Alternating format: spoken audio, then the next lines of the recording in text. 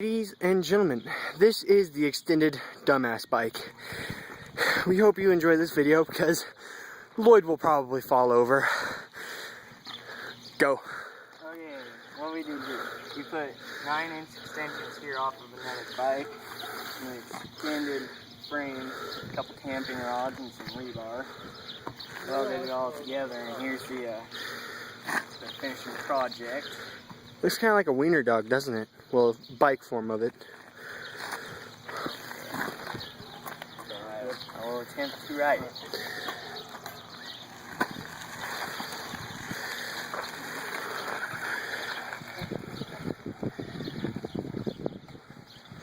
Ladies and gentlemen, I urge you not to build one of these because they're unstable as hell, and they hurt your nuts when you fall on them. I like this. No.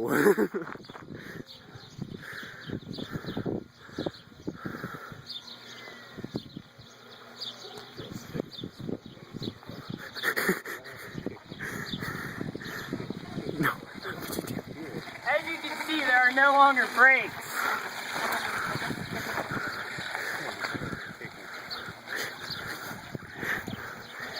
I would, but I think that would be too funny for an interesting video.